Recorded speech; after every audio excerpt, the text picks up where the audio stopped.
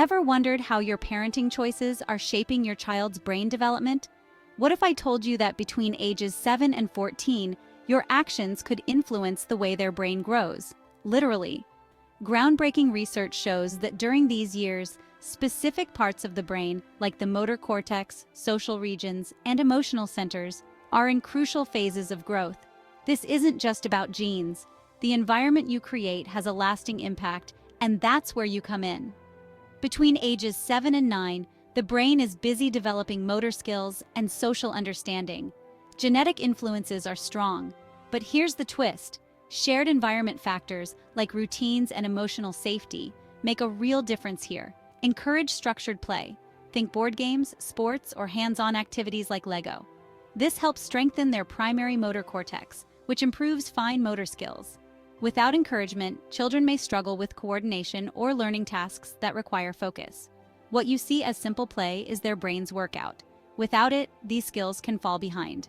At 9 to 11, kids are developing strong emotional awareness and self-regulation. Their brain's emotional center, the amygdala, is forming deeper connections with the prefrontal cortex, the part responsible for decision-making. Talk about emotions and encourage emotional naming. I see you're frustrated. Let's work through it.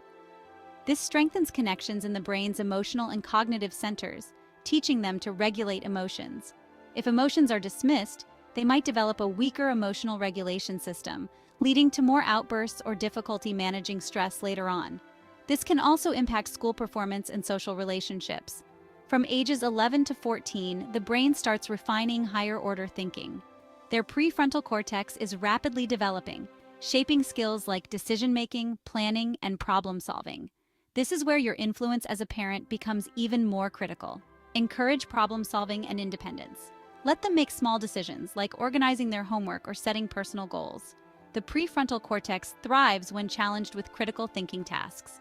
Without the chance to make decisions and solve problems, children may become overly reliant on parents, and their ability to think critically may be underdeveloped, which can affect their confidence and future success.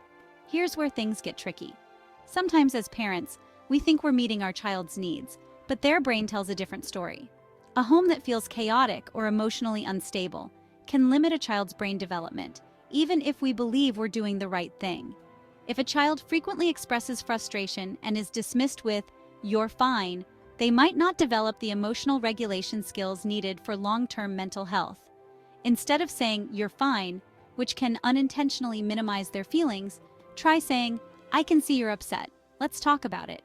This approach not only validates their emotions, but also helps them develop critical emotional regulation skills that contribute to better mental health in the long run. If a child doesn't get enough attention and playtime with peers, they may struggle with important social skills because the brain regions tied to empathy and social understanding, like the temporoparietal junction, are not being fully engaged. To help your child take positive steps towards social interaction, you might say, 1. I see your friend playing outside. Why not go join them? You can play tag together. This encourages the child to actively seek out their friend and engage in play. 2. Let's plan a soccer game with your friends after school. I can help you send a text inviting them. This not only encourages teamwork, but also empowers the child to take initiative in organizing playtime. 3. Why don't you invite a couple of friends over this weekend? You can play games and watch movies together. This sets a specific plan, making it easier for the child to take the first step. 4. How about you call your friend and see if they want to come over to play with your toys? I'll help you with the phone. Offering assistance in the process helps alleviate any shyness and encourages the child to communicate directly. 5. Let's head to the playground and see if anyone from your class is there. It's always fun to play with friends. This creates an opportunity for spontaneous social interaction and outdoor activity, reinforcing the idea that friends can be found in familiar places. By using these encouraging phrases, you're promoting not just playtime, but also the development of social skills that will serve your child well throughout their life. Remember, each interaction strengthens those neural connections related to empathy and social understanding, setting the stage for a confident, socially adept child. Let's break down some everyday scenarios where parenting can either help or hinder your child's brain growth. A child, age 8, feels left out during a group activity at school. The parent responds, "Don't worry about it, you'll make friends." Revised positive outcome. Instead of brushing off their feelings, you could say, "I can see you're feeling left out. Would you like to talk about it?" By acknowledging their emotions and opening a dialogue, you empower your child to express themselves. Follow up with, "Let's think of some ways you can join in with your classmates. How about asking if you can play too?" This proactive approach encourages the growth of their social brain regions and helps them develop effective social strategies. Revised negative outcome. If you ignore or minimize their feelings by saying, "You'll make friends, just give it time," you risk discouraging them from sharing their emotions in the future. This lack of validation can prevent their brain from developing strong social connections, which may lead to feelings of isolation or social anxiety later in life. Research shows that children who do not receive emotional support during these formative years may struggle with social skills as they grow older. Revised positive outcome. Instead of expressing disappointment, you could respond with enthusiasm. "You tried, and that's what matters. Let's take a look at what you did and see where we can make it even better together." This approach not only acknowledges their effort, but also invites them to think critically about their mistake. By collaboratively working through the problem, you're strengthening their prefrontal cortex, which is crucial for developing problem-solving skills and independent thinking. Revise negative outcome.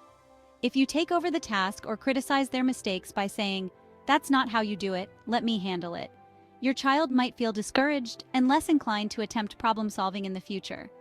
This response deprives them of a vital learning opportunity, as the prefrontal cortex thrives on challenges that require independent thought and decision-making. Without these experiences, they may struggle to develop confidence in their abilities, which can hinder their growth in both academic and social situations later on. Remember, there's no such thing as a perfect parent, but knowing how your actions shape your child's brain makes all the difference. You have the power to build a foundation that supports lifelong learning, emotional health, and social well-being. Take these steps, no matter how small, and watch your child's brain flourish. Want more tips? Follow us for age-specific science-backed advice to make parenting a little easier and a whole lot smarter.